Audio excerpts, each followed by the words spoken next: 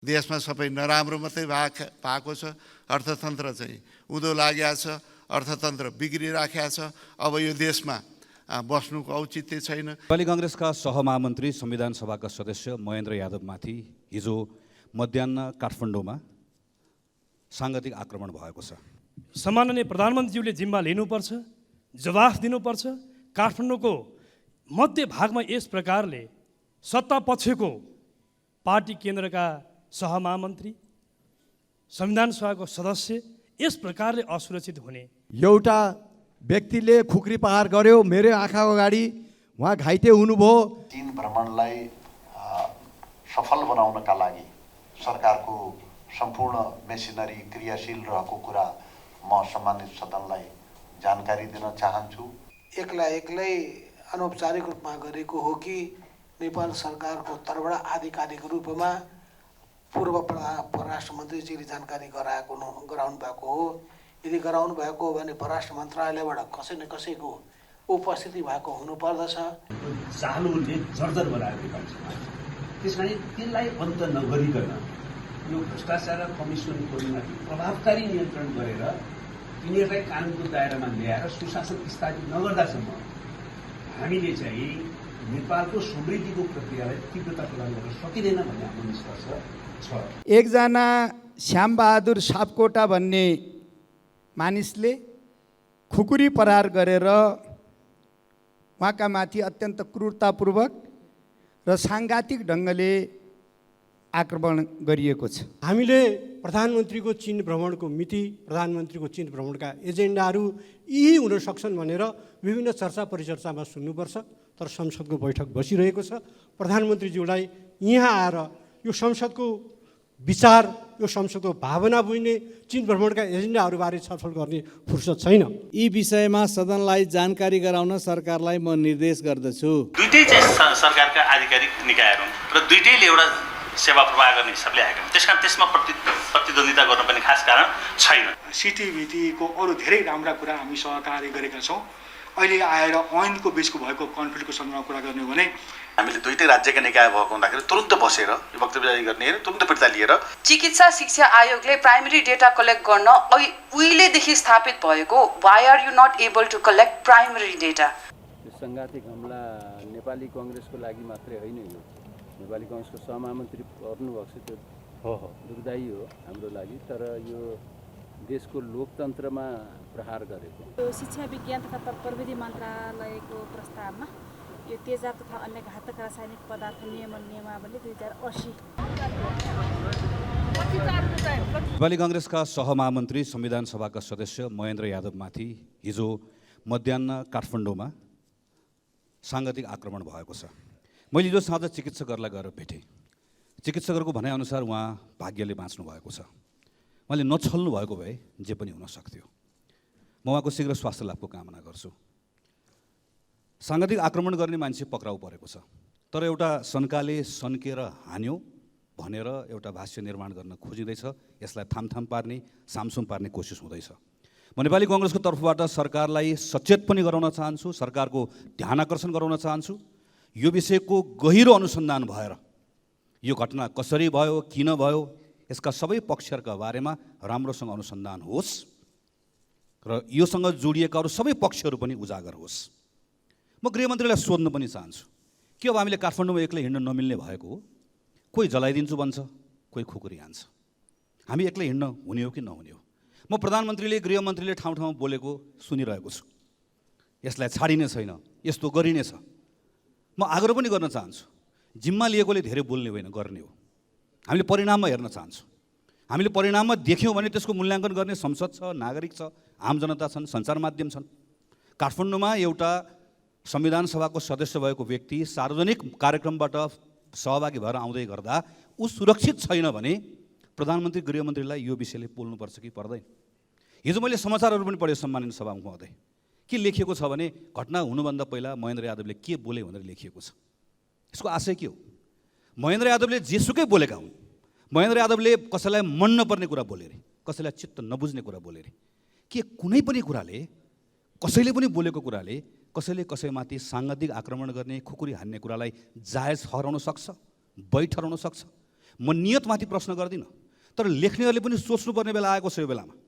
यदि हामी कुनै पनि माध्यमबाट हिंसा जायज हुन्छ भन्ने कुरालाई स्थापित गर्ने कोसिस गर्दैछौँ भने हामी ठुलो गल्ती गर्दैछौँ। सम्माननीय सभामुख महोदय, म आग्रह गर्न चाहन्छु यो संसदभित्र रहेका सबै राजनीतिक दलहरू, सञ्चार माध्यम, नागरिक समाज सबले एकपटक मनन गर्ने बेला आएको छ कि यदि समाजमा असन्तुष्टि छ, तर यो असन्तुष्टिलाई देखाएर यदि समाजमा हिंसालाई प्रोत्साहन गर्ने अभिव्यक्ति, हिंसालाई प्रोत्साहन गर्ने घटना वा हिंसात्मक गतिविधिहरूलाई कुनै न कुनै मानेबाट प्रश्रय दिन हामीले खोज्यौँ भने नेपाली समाजले त्यसको ठुलो मूल्य चुकाउनुपर्छ।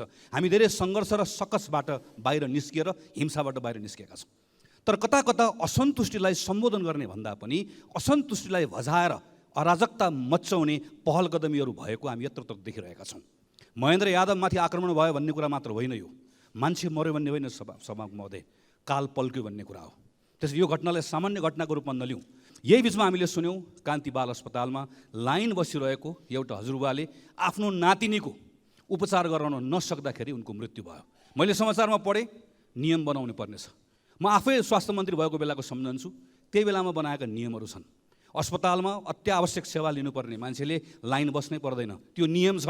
अहिले नियम नभएको कारणले गर्दा भएन भनेर ढाकछोप गर्न खोजिएको छ। हाम्रो आँखा अगाडि 5 वर्षे बालिका काठमाडौँको केन्द्रमा भएको बाल अस्पतालमा उपचार गर्ने सुविधा हुँदाहुँदै उपचार नपाएर छटपटाएर मर्नु परेको घटना पढ्न सुन्न हामी बाध्य भएका छौँ। यो घटनालाई पनि सामसुम नपारियोस्, यसका बारेमा सत्य तथ्य के हो छानबिन भएर सदनलाई जानकारी गराइयोस्। सम्माननीय सभामुख महोदय मार्फत यो पनि माग राख्न चाहन्छु। पत्रकारहरूसँग आफ्नो अभिव्यक्तिहरू राखेर फिर्ता हुने क्रममा नेपाली काङ्ग्रेसका सहमहामन्त्री,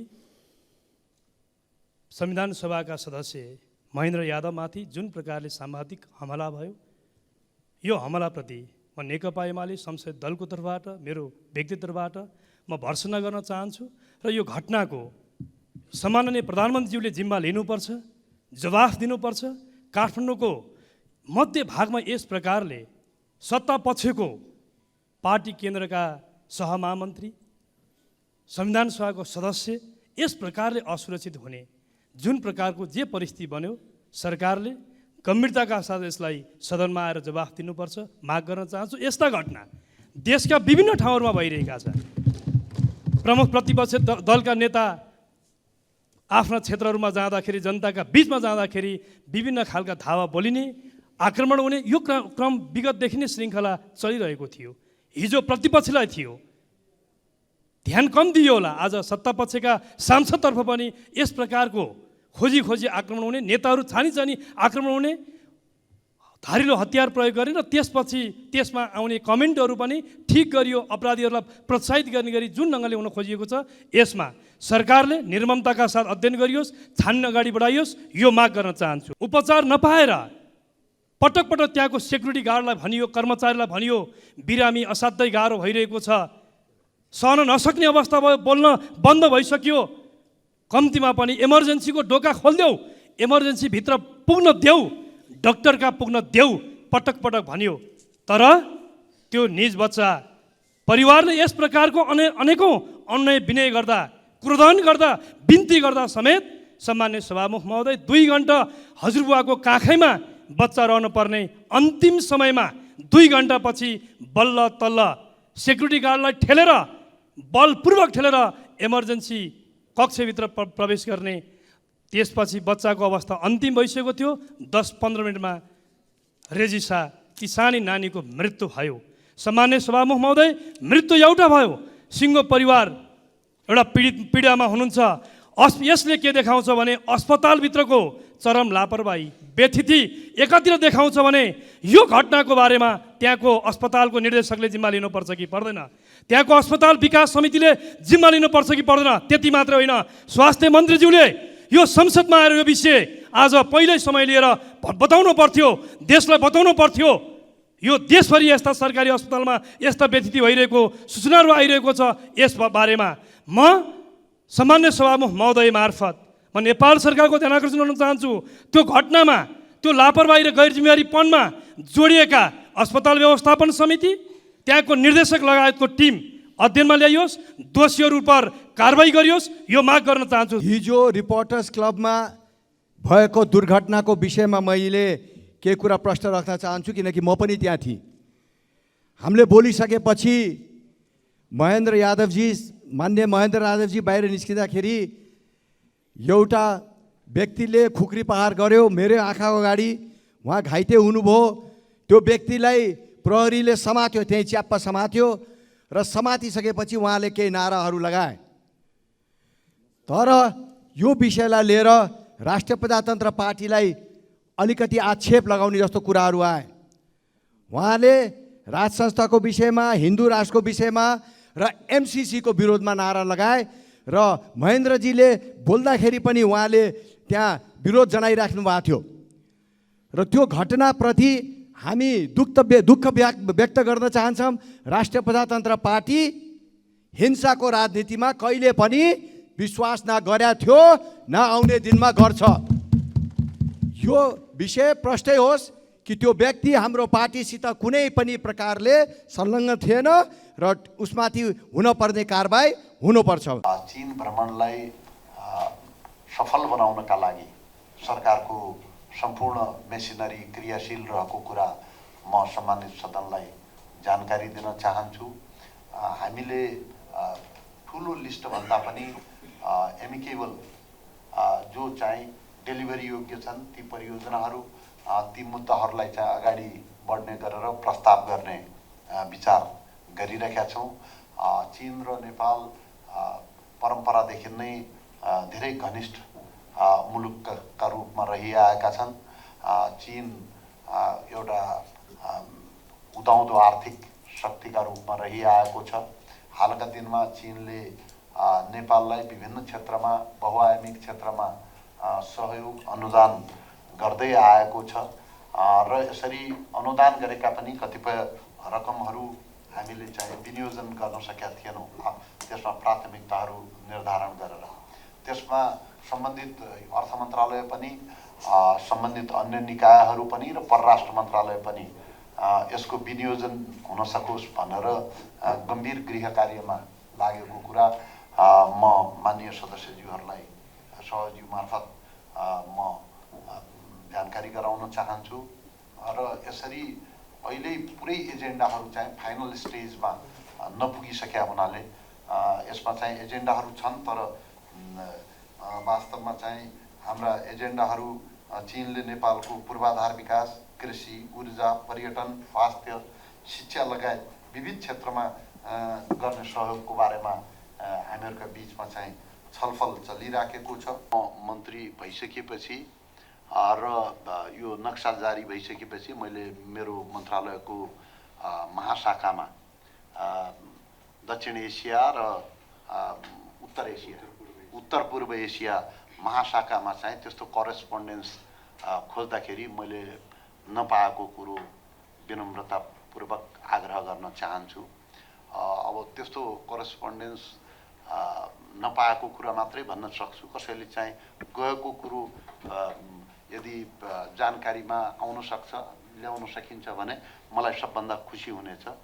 यो आग्रह पनि म गर्न चाहन्छु। यो बैठक हामीले सुरु गर्नुभन्दा पहिले यस क्रममा नै कि पूर्व परराष्ट्र मन्त्रीज्यूको र वर्तमान परराष्ट्र मन्त्रीज्यूको अभिव्यक्तिहरूमा अलि कुरा नमिलेको कन्ट्राडिक्ट्री कुराहरू सुनियो कि पहिले पनि हामीले विभिन्न देशका राजदूतहरूलाई बताइसकेका छौँ, जानकारी गराइसकेका छौँ भनेर भन्नुभयो।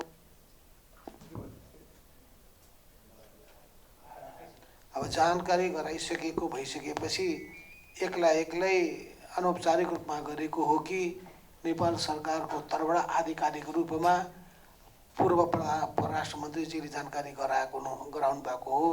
यदि गराउनु भएको हो भने परराष्ट्र मन्त्रालयबाट कसै न कसैको उपस्थिति भएको हुनुपर्दछ। यदि परराष्ट्र मन्त्रालयमा कुनै कर्मचारीको उपस्थिति थियो भने, कुनै अधिकारीको उपस्थिति थियो भने त्यसको रेकर्ड राख्ने गरेको चलन छ कि छैन, के कुराकानीहरू भयो भन्ने कुराहरू राख्ने गरिन्छ कि गरिँदैन, त्यो पनि एउटा जिज्ञासा चाहिँ पनि छ कि हाम्रो सिस्टमले कतिको काम गरिरहेको छ। आधिकारिक रूपमा सबै सूचनाहरू, तथ्याङ्कहरू रहने गरिएको छ कि छैन, त्यो छ भने त्यसको बारेमा पनि जानकारी होस्।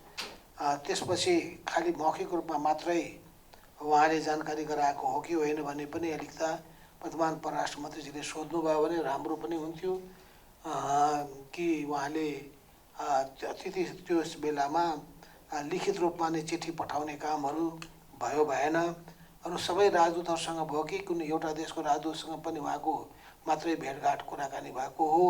एउटा एजेन्डा बमोजिम किनभने संसदबाट हाम्रो नक्सा पारित भइसकेपछि स्वाभाविक रूपमा सिङ्गो इन्टरनेसनल कम्युनिटीलाई जानकारी गराउनुपर्ने नेपाल सरकारको कर्तव्य हुन्थ्यो, दायित्व हुन्थ्यो। त्यसअनुसार सबैलाई गराइएन र त्यो गराइयो भने मौखिक मात्रै गराइयो कि लिखित रूपमा कुनै त्यहाँ प्रस्तुत गर्ने काम भयो भएन। पछि लेखेर पठाउने काम हुन सक्यो सकेन। यस बिचको जुन ग्यापमा हाम्रो ध्यान जान सक्यो सकेन। यी सबै कुराको सन्दर्भमा के भएको हो पहिले तथ्य कुरा थाहा पाउनु पर्यो। विगतमा हामी सर्वसम्मत रूपले नयाँ नक्सा जारी गरेका छौँ। त्यसलाई हामीले सम्बन्धित हाम्रा मित्रहरूलाई या चाहिँ युएन लगायतका उहरूमा चाहिँ हामीले पत्राचार गरेनौँ कसरी के हो त्यसलाई चाहिँ नपाएको कुरो त यहाँ आयो। तर त्यो के भयो, कहाँ ल्याप्सेस भयो, त्यो कुराहरू समितिमा जानकारी होस्, के भएको कुरा हो आगामी बैठकहरूमा पनि प्रस्तुत होस्। र राजदूतको भनाइको कुरा छ, यसमा पनि हामी स्पष्ट हुने को राजदूतले कहाँको राजदूतले भन्ने भन्दा पनि हाम्रो आन्तरिक मामिलामा कसैले पनि टिप्पणी गर्ने या कोही छिमेकसँग या तेस्रो पक्षसँग नेपालको सम्बन्ध विषयमा अरूले टिप्पणी गर्ने परम्परा बस्नै दिनु हुँदैन। यो व्यक्तिको अन्तर्राष्ट्रिय कूटनीतिमा पनि हाम्रो आफ्नो कूटनीतिक उसमा पनि कोही पनि राजदूत यो अहिलेको हिजोको थियो अस्ति अब को भन्ने कुरो विषय होइन। यो त हाम्रो आफ्नो चाहिँ घरेलु विषय हो, आफ्नो सम्बन्धको विषय हो। सही गलत हामी सम्बन्धित पक्षसँग कुरा गर्छौँ। त्यसो भएर त्यसमा चाहिँ फेरि हामी परराष्ट्र मन्त्रालय सतर्क बनाउने या चाहिँ कुन सन्दर्भ हो स्पष्टीकरण लिने या के गर्ने हो मन्त्रालयले सरकारले यसमा पहल गरोस्। चालुले जर्जर बनाएर नेपाली समाज, त्यस कारण त्यसलाई अन्त नगरिकन यो भ्रष्टाचार कमिसनकोमाथि प्रभावकारी नियन्त्रण गरेर तिनीहरूलाई कानुनको दायरामा ल्याएर सुशासन स्थापित नगर्दासम्म हामीले चाहिँ नेपालको समृद्धिको प्रक्रियालाई तीव्रता प्रदान गर्न सकिँदैन भन्ने हाम्रो निष्कर्ष छ। त्यसै कारण हामी सुशासन, समृद्धि र सामाजिक न्याय यो तीनटा कडीलाई जोड्नुपर्छ भनेर त्यस आधारमा काम अगाडि बढाउने निष्कर्ष निकालेका छौँ। र तपाईँहरू सबैले पनि यहाँ भनिसक्नु भएको छ, सरकारले मूलत अहिले गृह मन्त्रालयको व्यावहारिक नेतृत्वमा सुशासनको अभियान चलाइराखेको छ र त्यसलाई चाहिँ हामीले विराम दिने घोषणा छौँ। हामी त्यो अगाडि बढाउँछौँ नै। कहिलेकाहीँ यता कता हामीले सोचे जस्तो भएन कि भने जस्तो पनि लाग्न सक्छ। तर अनुसन्धानको प्रक्रियाले हाम्रो मनले जो सोचेको छ वा सही नै पनि सोचे होला, तर तथ्य प्रमाणतिर धेरै कुरा गर्न सक्दैन कानुनी शासनले। त्यस कारणले गर्दाखेरि त्यस्तो पनि केही पक्षहरू छन्। तैपनि हामीले प्रहरी प्रशासनलाई स्पष्ट रूपमा निर्देशन के दिएका छौँ भने अनुसन्धानले तथ्य प्रमाणले जहाँसम्म पुग्नुपर्ने देखाउँछ त्यहाँसम्म पुग्ने, कुनै पनि त्यसमा मूल्याङ्कन नगर्ने, हिचकिचाहट नदेखाउने। जुनसुकै पार्टीको परोस्, यदि राजनैतिक नेता वा कार्यकर्ता पर्छ भने जुनसुकै व्यक्ति परोस्, जुनसुकै घरानाको परोस्, जुनसुकै शक्ति चाहिँ पहुँच भएकाहरू परोस्, जोसुकै परोस्, हामीलाई के मात्रै मतलब छ भने अपराधी हो कि होइन, भ्रष्टाचारी हो कि होइन, अरू हामीलाई चाहिने सम्बन्ध। संविधान सभाका सदस्य, पूर्व सांसद एवं पूर्व मन्त्री महेन्द्र यादवजीका माथि साङ्घातिक आक्रमण भएको छ। एकजना श्यामबहादुर सापकोटा भन्ने मानिसले खुकुरी प्रहार गरेर उहाँका माथि अत्यन्त क्रूरतापूर्वक र साङ्घातिक ढङ्गले आक्रमण गरिएको छ। उहाँको आक्रमणले टाउको पछाडिपट्टिको माथिल्लो भागमा र घाँटीमा खुकुरीको चोट छ। यो आक्रमण हेर्दाखेरि प्रष्ट देखिन्छ आक्रमणकारीको उद्देश्य ज्यान मार्ने नै उद्देश्य हो र ज्यान मार्नकै लागि गरिएको प्रहार अत्यन्त क्रूरतापूर्ण, साङ्घातिक र बर्बर खालको जुन प्रहार भएको छ, यसबाट उहाँको ज्यान बाँचेको स्थिति छ। म सिङ्गो नेपाली काङ्ग्रेसका तर्फबाट, नेपाली काङ्ग्रेस सङ्घीय संसदीय दलका तर्फबाट यो आक्रमणको घटनाको घोर भत्सना गर्न चाहन्छु, घोर निन्दा गर्न चाहन्छु र नेपाल सरकारलाई यसमा पक्राउ परेका दोषी लगायत अरू पनि मानिसहरूको काहीँ कतै संलग्नता छ भने सत्य तथ्य छानबिन गरी कानुन बमोजिम कडाभन्दा कडा कारबाही गरियोस् भन्ने म नेपाली काङ्ग्रेस र संसदीय दलका तर्फबाट नेपाल सरकारसँग माग गर्न चाहन्छु। सम्मान्य सभामुख महोदय, यो घटना सामान्य छैन। त्यसो भएको हुनाले म माननीय गृहमन्त्रीजीलाई, माननीय उपप्रधानमन्त्रीज्यू र गृहमन्त्रीज्यूलाई म आग्रह गर्न चाहन्छु, यसपछि बस्ने प्रतिनिधि सभाको यो बैठकमा यो घटनाका बारेमा सम्पूर्ण सत्य तथ्य विवरणको जानकारी र यसमा भए गरेका सम्पूर्ण कामहरूको विवरण उहाँले यो गरिमामय सदनमा प्रस्तुत गर्नुहुनेछ भन्ने पनि म नेपाली काङ्ग्रेस संसदीय दलका तर्फबाट माग गर्न चाहन्छु। आज यो देशमा कृत्रिम रूपले कथाकथित रूपले एउटा भाष्य तयार गर्ने प्रयत्न भएको छ। त्यो भाष्य भनेको के हो भने नेपाली जनता सङ्घीय लोकतान्त्रिक गणतन्त्रात्मक व्यवस्थासँग सहमत छैन। यो व्यवस्था ल्याउनका लागि यो देशमा सबैभन्दा ठुला क्रान्ति र राजनीतिक अभियान सञ्चालन गर्ने Nepali Congress, Nepal Communist Party UML, Nepal Communist Party माओवादी लगायत यो सदनमा भएका सङ्घीय लोकतान्त्रिक गणतन्त्रात्मक पक्षधर पार्टीहरू पुराना पार्टी खत्तम हुन्, खराब हुन्, के पनि होइनन् भन्ने एउटा कृत्रिम भाष्य तयार गर्ने प्रयत्न भइरहेको छ। म यो आग्रह गर्न चाहन्छु।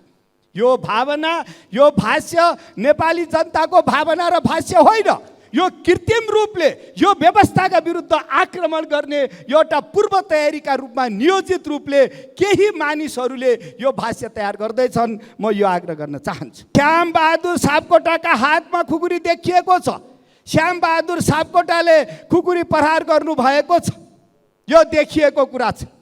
श्याम बहादुरकै हातमा हो त त्यो खुकुरी, अथवा त्यो खुकुरी श्याम बहादुरको हातमा कसैले पुर्याएको छ?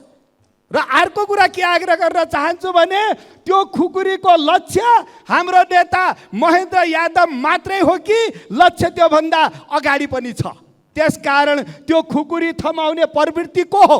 यदि व्यक्ति हो भने व्यक्ति को हो?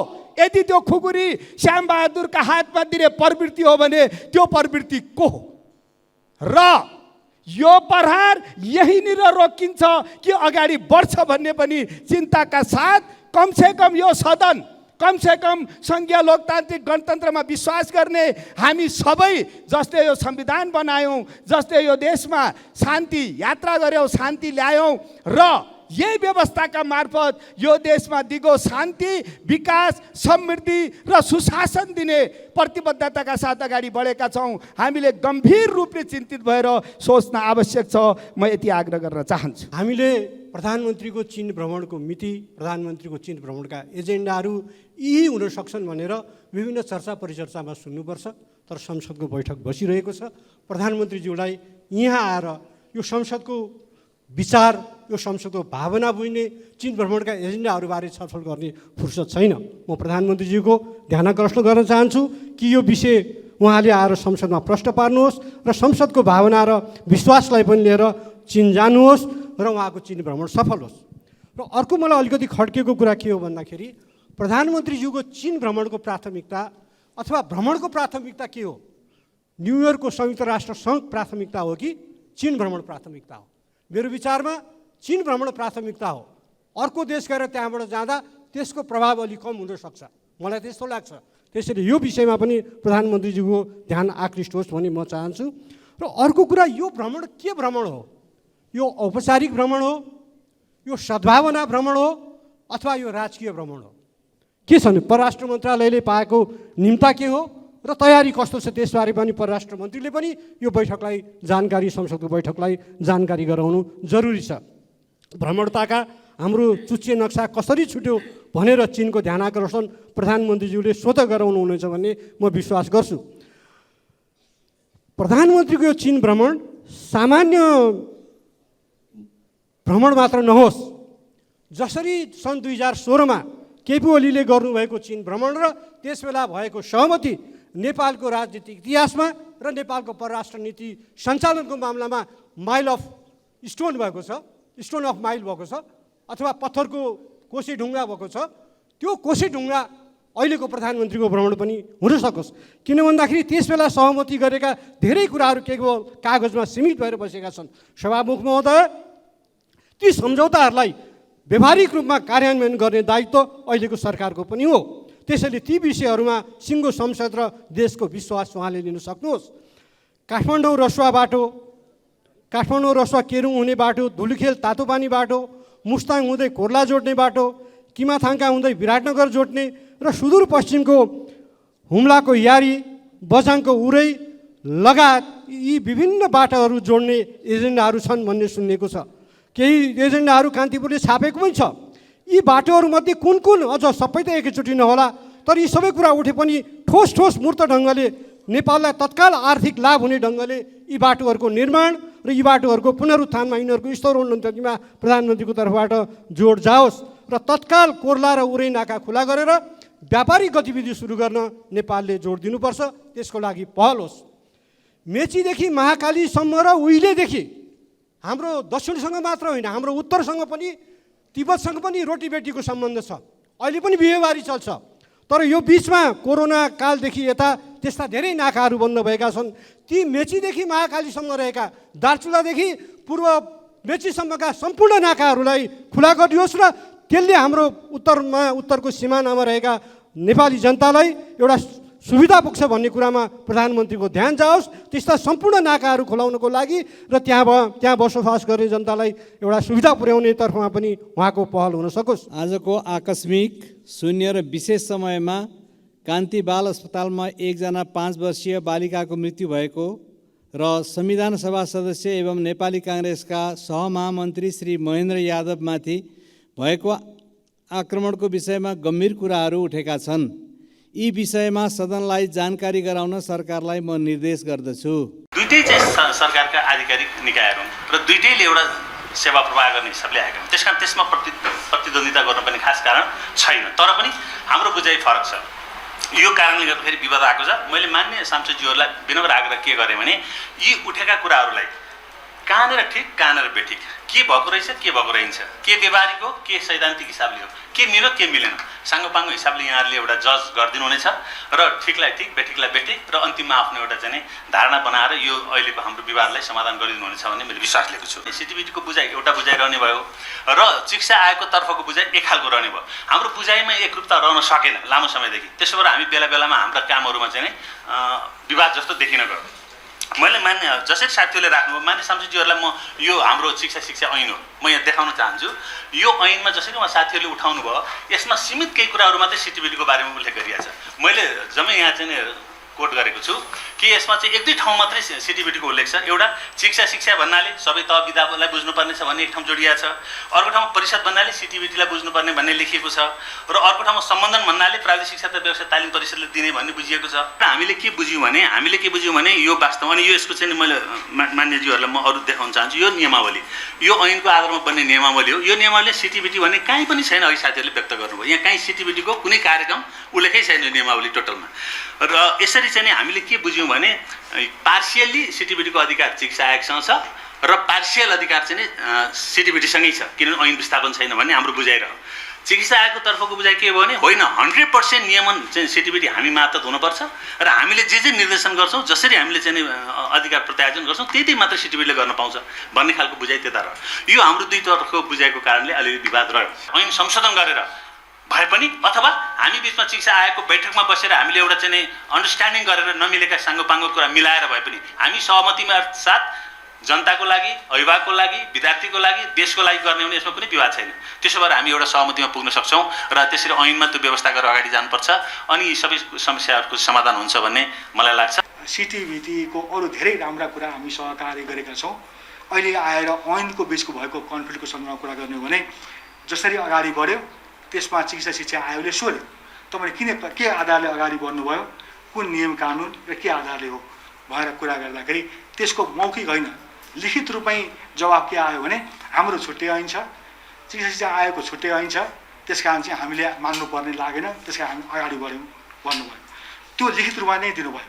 तर राष्ट्रिय चिकित्सा शिक्षा ऐन र राष्ट्रिय चिकित्सा शिक्षा ऐन अन्तर्गत बनेको आयोगले अहिले गरेका कामहरू अहिले भएका एक्जिस्टिङ अरू संस्थाहरू सञ्चालनमा भएका ऐनभन्दा फरक केही पनि काम गरेको छैन। विश्वविद्यालयहरू ऐन छ उनीहरूको आफ्नै, परिषदहरू आफ्नो ऐन छ, सिटिबीको आफ्नो ऐन छ। त्यो ऐनभन्दा माथि आएको यो चाहिँ के भन्छ, यो चाहिँ अलिकति उच्च तहको ऐन आएर सबैलाई गभर गर्ने यो ऐन आयो। सबैले आफ्नो ऐनको काम गर्न पाउने र गर्ने हो भनेर आज भन्ने हो भने आज नै चिकित्सा शिक्षा आयोगलाई बिदा गरेको हुन्छ। किनभने त्यो चाहिँ सबै अरूले गरेका ऐनकै काम गर्दै यो आइरहेको परिस्थिति हो। यसलाई बुझ्न जरुरी छ। अब ऐनको व्याख्याको कुराहरू त माननीय सदस्यहरू हुनुहुन्छ, उहाँले व्याख्या गरेर सही गलत भन्न सक्नुहुन्छ। जाने बाटो हामी तय गरौँ र त्यो जाने बाटोको तय गरिसके पछाडि त्यसका बाधा असरहरू फुकाएर अगाडि बढौँ, न कि चाहिँ यो कानुन यो मलाई लाग्दैन, मलाई लाग्छ, यो बुँदाले मलाई भनेको छ, यो बुँदाले भनेको छैन भनेर अल्मनु जरुरी जस्तो लाग्दैन। र हामीले दुईटै राज्यका निकाय भएको हुँदाखेरि तुरुन्त बसेर यो वक्तव्य जारी गर्ने र तुरुन्त फिर्ता लिएर नियमसङ्गत प्रकारले गरौँ भनेर निर्णय गरेका थियौँ। समझदारी गर्न सकिन्छ। तर फेरि पनि यो ब्याचलर र प्यारामेडिकलको हकमा चाहिँ अहिलेदेखि नै एउटा नीति बनाएर यो चाहिँ क्षेत्राधिकार सिटिबिटीको, यो क्षेत्राधिकार चाहिँ चिकित्सा शिक्षा आयोगको र त्यो आफ्नो क्षेत्राधिकार अनुसार काम गर्ने गरी क्वालिटी मेन्टेनलाई तलमाथि नहुने गरी यो अहिलेको जुन व्यथिति छ यसलाई नियमन गरियो भनेदेखि राम्रो हुन्छ भन्ने कुरा म राख्न चाहन्छु। अब यो खालि उहाँहरूको एक दुईवटा कुरा, यो खालि चिकित्सा शिक्षा आयोग आएपछि मात्रै चाहिँ मेडिकलको पढाइ सबै चाहिँ भयो भन्ने कुरामा मान्न सकिँदैन। बिपी कोइराला मेरो बेलामा उहिल्यै पढाइ हुन्थ्यो, आइयुएममा उहिल्यै पढाइ हुन्थ्यो, धुलीखेल के उहिल्यै पढाइ गर्थ्यो। ऐन आएको त पछि हो नि। त्यसपछि मणिपाल उहिलेदेखि चलाएको थियो, कोटा हो अहिले उहाँहरूले पनि दिनुभएको छ। त्यस कारण त्यो आएपछि मात्रै मेडिकलको पढाइ भयो भन्ने कुरा होइन, नियमन गर्नको निम्ति आएको हो। नियमन गर्न आउने बेलामा यो खास गरी सिटिबिटीले पढाउँदै गरेका चलाउँदै गरेका कतिपय चाहिँ विषयहरूको पनि उहाँहरूको चाहिँ सुझावमा निकास दिने गरी प्राइभेटलाई कि लखेट्नु पर्यो कि प्राइभेटको कुरा सुनेर चाहिँ नियमन गरिदिनु पर्यो। अब जेसुकै गर भनेर छोडिदिँदाखेरि व्यथिति हुन्छ। तर दुईटा निकायका बीचमा यो भेटघाट पनि हामीले मात्रै गराइदिएको हो कि पहिलोपटक भनेको जस्तो फिल भयो मलाई। यो दुईटा निकायका बीचमा भेट हुनु पर्दैन थियो योभन्दा पहिले। मन्त्रालयले त्यसमा के हेरेर बसेको हो? किनभने लगानीकर्ताहरू उनीहरू पनि अप्ठ्यारोमा छन्। लगानीकर्ताहरू अभिभावक पनि अन्यलमा छन्, विद्यार्थीहरू पनि ठुलो तनावमा छन्। त्यसैले यो मलाई बडो गजब लाग्यो कि एकदम त्यो सिटिबिटी र आयोग भनेको त भारत र पाकिस्तान जस्तो यस्तो सम्बन्ध यहाँ आएर प्रकट हुँदाखेरि चाहिँ योभन्दा ठुलो विडम्बना केही पनि भएन। अब यसमा मन्त्रालयले कति तदारुकता देखाउँछ मन्त्रालयले देखाओस्, होइन भने हामी समितिबाटै एउटा कार्यदल बनाएर म भोलि यहाँ बैठकमा उपस्थित हुन नसक्ने खतरा भएर मैले हजुरलाई समय मागेको कार्यदल बनाएर हामीले राम्रो गरी एउटा निचोडमा नपुगिकन चाहिँ होला जस्तो लागेन। यसले ठुलो अन्यलता सिर्जना गरेको छ। र अहिले के देखेँ मैले भने दुवै पक्ष त होइन, अब न्यायाधीश हुनुपर्ने ठाउँमा आयो, दुवै पक्ष चाहिँ वकिल हुन खोजेको जस्तो आफ्नो आफ्नो साइडको। यो चाहिँ एकदमै विडम्बना भयो। मन्त्रीज्यूले ध्यान दिने कुरा, सरकारले ध्यान दिने कुरा सरकारले दिउँ, हामी चाहिँ अब के हातै हाल्नुहुन्न थियो, हामीले कुरै सुन्नुहुन्न थियो। होइन भने हामीले एउटा कार्यदल बनाएर मन्त्रालयलाई सहयोग पुर्याउने कुरा मन्त्रालयलाई सहयोग पनि पुर्याउँ, सहजीकरण गर्ने कुरा सहजीकरण पनि गरौँ, नीतिगत रूपमा निर्देशन दिने कुरा नीतिगत निर्देशन पनि दिउँ, एउटा चाहिँ स्पष्ट निष्कर्षमा पुगौँ भन्ने लाग्छ। हरूसँगको छलफल र राय एक्सपर्ट जजमेन्टलाई आधार मान्नुपर्ने अवस्थालाई स्वीकार गरिएको छ। चिकित्सा शिक्षा आयोगले प्राइमेरी डेटा कलेक्ट गर्न उहिलेदेखि स्थापित भएको why are you not able to collect primary data सबै पनि। अनि लेट मी आस्क यु, नेपालमा माल प्र्याक्टिसको कतिवटा केसेस भएको छ, त्यसमा कति निलम्बन परेको छ? Do we have that practice? So expert judgement भन्छ यो त एको चेम्बर भयो, right? It just feels like that. So I would really request a proper data analysis. Just because it's in black and white does not mean people are going to buy it. Thank you. So boli pani aunu hola, tara boli with clarity, not just with a black and white and say this is printed and that's why I believe it. यसको अध्ययनको सीमामा त तपाईहरुले स्पष्ट लेख्नु भएको रहेछ नि, समय सीमा पुगेन। I don't understand किन समय सीमा नपुगेको रिपोर्टले नेपालले त्यो projection why should be by that? समय सीमा के चाहियो भन्नुहोस्, रिसोर्सेस के चाहियो भन्नुहोस्, त्यसपछि पो गर्ने हो त प्रोजेक्सन। त्यो प्रोजेक्सनको आधारमा तपाईँहरूले अनि कोटा डिटर्मिन गर्ने? अब यो सङ्घातिक हमला भएको छ हजुर। यो सङ्घातिक हमला नेपाली कङ्ग्रेसको लागि मात्रै होइन, यो नेपाली कङ्ग्रेसको सहमहामन्त्री पर्नुभएको छ, त्यो दुःखदायी हो हाम्रो लागि। तर यो देशको लोकतन्त्रमा प्रहार गरेको त्यसरी हेर्छु। टिआरसीको सम्बन्धमा जुन अहिले ऐन बन्दैछ त्यसमा पीडितहरूलाई पनि हामीले उनीहरूको जुन सोचाइ छ, विचार छ, त्यसलाई पनि म्यानेज गर्नुपर्ने हुन्छ हजुर। त्यो नगरिकन टिआरसी जतिसुकै हामीहरूले यहाँबाट पास होला होइन, बहुमत छ पास होला। सुप्रिम कोर्टले दिएको केही पहिले नै दिइसकेका छ हामीहरूलाई होइन, गाइडलाइन्सहरू पहिले त्यो र इन्टरनेसनल कम्युनिटी, यो तिनवटा उसलाई संस्थालाई हामीहरूले के छ उहाँहरूको उनीहरूले दिएका कुराहरूलाई त्यहाँ इन्कर्पोरेट गर्न सक्नुभयो भने टिआरसी पास भएर लागू गर्नु पऱ्यो क्या। पास त भइसकेका हुन्छ नि हजुर, हामीले जहिले पनि पास गरे आउँछौँ, सुप्रिम कोर्टले रोकिदिया हुन्छ। किनभने त्यो बेसिक ह्युमन राइट्सको बेसिक फन्डामेन्टल कुराहरूलाई नै उसले एक्सेप्ट गरिरहेका छ। प्रधानमन्त्रीजीलाई पक्कै हुन्छ नि, म विदेश जाँदैछु, युएनमा बोल्न सकौँ, हामीहरूले अब शान्ति प्रक्रिया टुङ्गोमा लगाउँछ यसरी हामीले टिआरसी पास गऱ्यौँ भनेर। तर पीडितलाई को मर्मलाई पनि हामीले बुझ्नुपर्छ र सुप्रिम कोर्टले दिएको डाइरेक्टिभ्सलाई पनि हामीले बुझेर मात्रै बनाउनु। देशमा सबै नराम्रो मात्रै भएको छ, अर्थतन्त्र चाहिँ उँधो लागेको छ, अर्थतन्त्र बिग्रिराखेको छ। अब यो देशमा बस्नुको औचित्य छैन, यहाँ लगानी गर्नुको औचित्य छैन।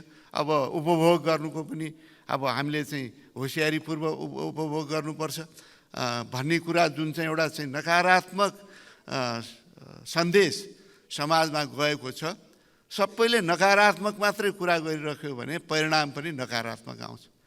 उसले पनि हुँदैन भन्छ, उसले पनि हुँदैन भन्छ, ठिक छैन भन्छ, मैले गरेँ भनेदेखि कहीँ फस्ने हो कि मेरो पुँजी फस्ने हो कि भन्ने अन्यल सिर्जना हुन्छ। त्यस कारण मलाई लाग्छ यो अन्यललाई चिर्न जरुरी छ र एउटा सकारात्मक बहसको थालनी गर्नुपर्ने मैले देखाएको छु।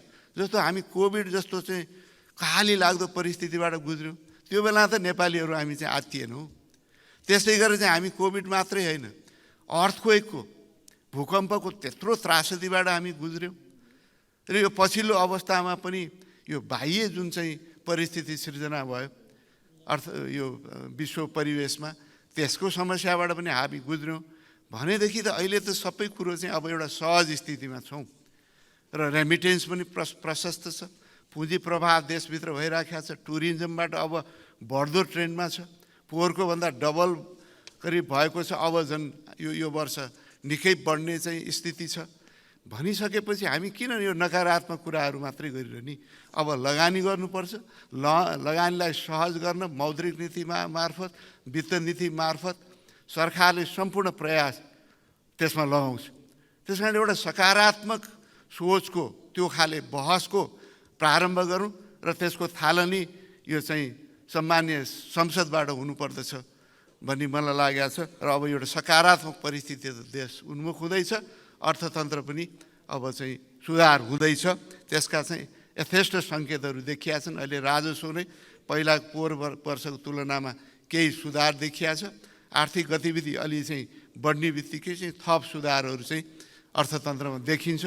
त्यो म विश्वास सरकारको तर्फबाट र अर्थमन्त्रीको हैसियतले म दिलाउन चाहन्छु। शिक्षा विज्ञान तथा प्रविधि मन्त्रालयको प्रस्तावमा यो तेजाब तथा अन्य घातक रासायनिक पदार्थ नियमावली 2080 यो समितिमा छलफलको क्रममा थियो, त्यो आज क्याबिनेटले स्वीकृत गरेको छ। र त्यसै गरेर यो सङ्घीय मामिला तथा सामान्य प्रशासन मन्त्रालयको प्रस्तावको सङ्घीय निजामती सेवाको गठन, सञ्चालन र सेवाको शर्त सम्बन्धी विधेयक 2080 सङ्घीय संसदमा पेश गर्नको निम्ति हाम्रो क्याबिनेटबाट आज पास भयो। र अर्को चाहिँ निजामती सेवाका जुन हाम्रो निजामती सेवा हुँदैछ, सङ्घीय मामिलाकै प्रस्तावको निजामती सेवाको जुन यो पुरस्कृत कर्मचारीहरू, 40 जना कर्मचारीलाई पुरस्कार प्रदान गर्ने निर्णय पनि भयो। र अर्को हाम्रो स्वास्थ्य जनसङ्ख्या मन्त्रालयको स्वास्थ्य क्षेत्रको लैङ्गिक सामाजिक समावेशीकरण रणनीति 2080 पनि स्वीकृत गरिएको छ।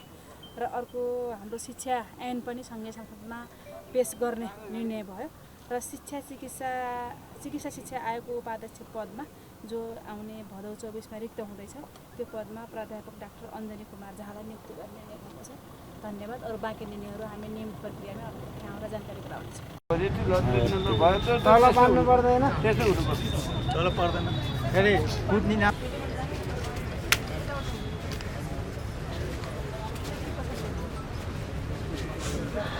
आज हामी अत्यन्त यो प्रियको क्षमा उहाँ अहिले काठमाडौँ महानगरपालिका वडा नम्बर 16 को लोकप्रिय हामी सबैलाई थाहा छ कार्यपालिका बैठकहरू र नगरसभाका बैठकमा हुनुहुन्छ। हामी ठुलो परिवार छ हाम्रो, त्यस हिसाबले हामी काठमाडौँ महानगरपालिकाको परिवारको तर्फबाट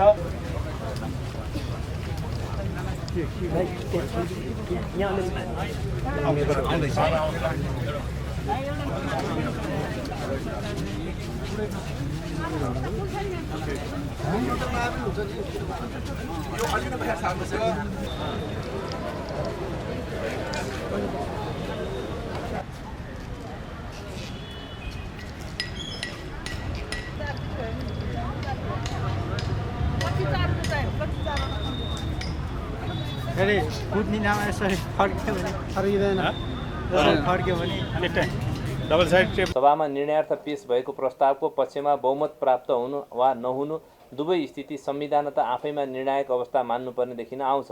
नेपालको संविधानको धारा 186 को प्रतिबन्धात्मक वाक्यांशमा मत बराबर भएमा भन्ने वाक्यांशको प्रयोग भएको देखिँदा अध्यक्षता गर्ने व्यक्तिले निर्णायक मत दिन पाउने पूर्वावस्था प्रस्तावमा भएको मतदानमा मतगणना गर्दा मत परिणाम बराबर भएको हुनुपर्ने देखियो। तर प्रदेश सभाको मिति 80/5/4 को बैठकमा पेश भएको प्रस्तावको विपक्षमा 30 मत परेकोमा सो मत सङ्ख्यालाई नै 46 मत सरह मानी अध्यक्षता गरेका व्यक्तिले निर्णायक मत भनी गरेको मतदान संविधान सम्मत मान्न मिलेन।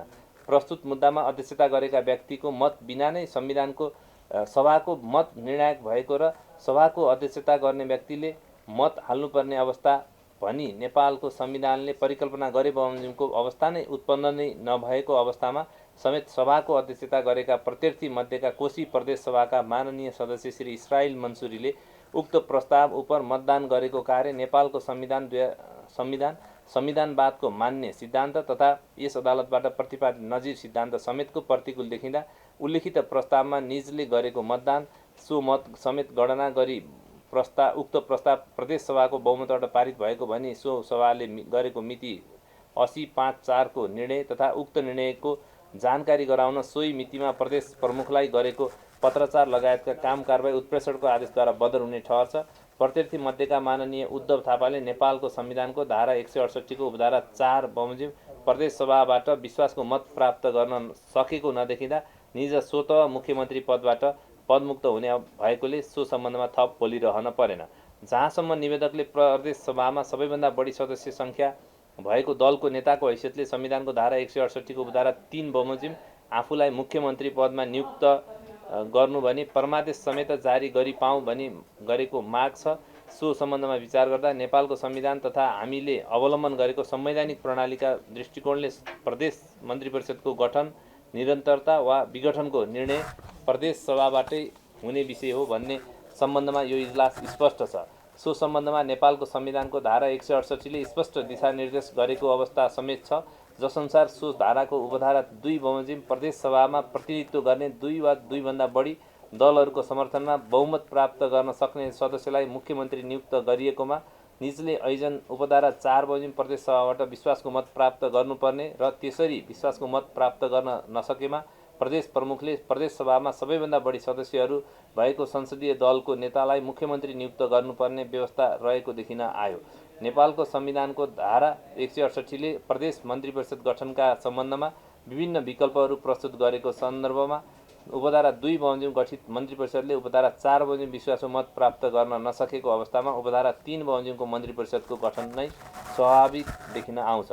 यस सम्बन्धमा यस अदालतबाट यिनै निवेदकले दायर गरेको 80/0001 को उत्प्रेषण परमादेशको मुद्दामा 2080/5/11 मा जारी भएको संक्षिप्त आदेशमा समेत उपधारा 2 बमोजिम गठित मन्त्री परिषदले ऐजन उपधारा 4 बमोजिम विश्वासको मत प्राप्त नगरेमा संविधानत ऐजन उपधारा 3 बमोजिमको सरकार गठन हुने भनी मन्त्री परिषद गठनको संवैधानिक व्यवस्था स्मरण गराएको एवं सो आदेश अनुसार नै उपधारा 2 बमोजिम गठित मन्त्री परिषदले ऐजन उपधारा 4 बमोजिम प्रदेश सभाबाट विश्वासको मत प्राप्त गर्न नसकेको यस स्थितिमा पुनः सोही उपधारा बमोजिम विश्वासको मत प्राप्त गर्ने प्रक्रिया पुनरावृत्ति गर्नु संविधान सम्मत हुने देखिएन।